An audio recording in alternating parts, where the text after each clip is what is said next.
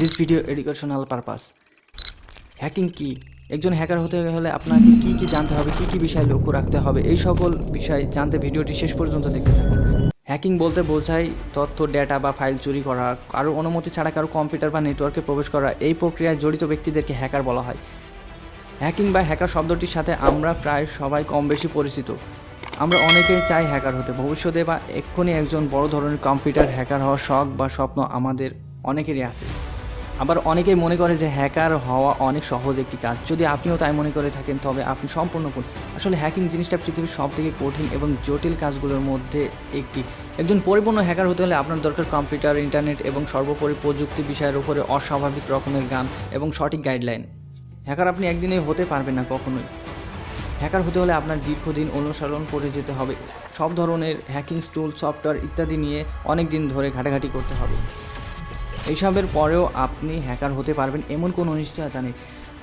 আর সব ক্ষেত্রে হ্যাকিং জিনিসটা খুব একটা ভালো কাজ নয়। হ্যাকিংয়ের কারণে আপনি জেলেও যেতে পারেন। তাই হ্যাকিং সম্পর্কে সব ধরনের কাজ খুব সাবধানতার সাথে এবং গোপনীয়তার সাথে করতে হয়।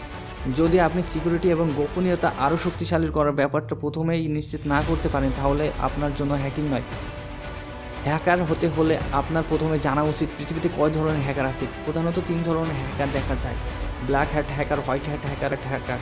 ব্ল্যাক হ্যাট হ্যাকার হচ্ছে সেই ধরনের হ্যাকার যারা হ্যাকিংয়ের মাধ্যমে মানুষের ক্ষতি করার চেষ্টা করে, অর্থাৎ কোনো মানুষ বা কোনো প্রতিষ্ঠানের পার্সোনাল ডেটা চুরি করা বা টাকা দাবি করা ইত্যাদি। হোয়াইট হ্যাট হ্যাকার হচ্ছে সেই ধরনের হ্যাকার যারা মানুষের ভালো কাজের জন্য হ্যাকিং করে, অর্থাৎ কোনো ব্যক্তি বা প্রতিষ্ঠানের বা হ্যাকিংয়ের মাধ্যমে সিস্টেম সিকিউরিটি চেক করা, অর্থাৎ যারা ভালো কাজের জন্য হ্যাকিং করে তারাই হোয়াইট হ্যাট হ্যাকার।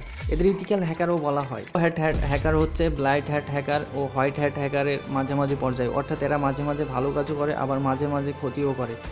এবার দেখা যাক একজন হ্যাকার হতে হলে আপনাকে কি কি জানতে হবে এবং কি কি বিষয় লক্ষ্য রাখতে হবে। যথেষ্ট ধৈর্য থাকতে হবে, ইন্টারনেট এবং কম্পিউটার সম্পর্কে ভালো ধারণা থাকতে হবে। পৃথিবীতে প্রায় 100টির বেশি প্রোগ্রামিং ল্যাঙ্গুয়েজ আছে।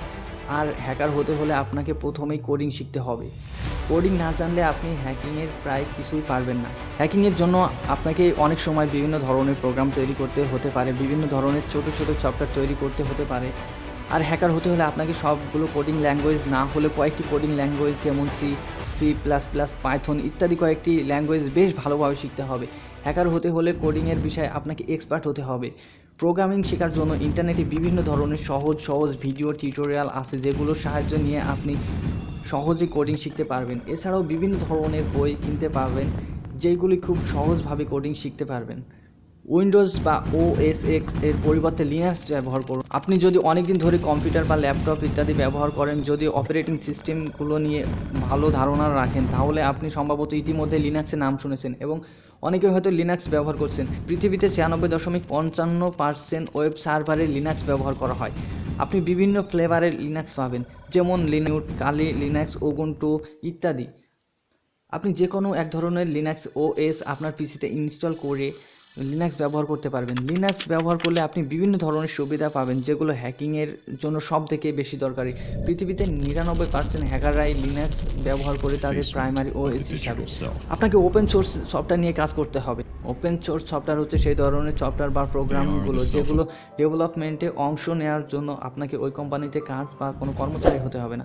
ওপেন সোর্স সফটওয়্যার ডেভেলপমেন্ট নিয়ে যে কেউ ইচ্ছা করলে কাজ করতে পারে। আপনার যদি টার্গেট হয় হ্যাকার হওয়া তাহলে আপনার উচিত হবে প্রথমে এই ধরনের ওপেন সোর্স সফটওয়্যারগুলো নিয়ে কাজ করা বা সফটওয়্যারগুলোর বেটা টেস্টার হওয়া।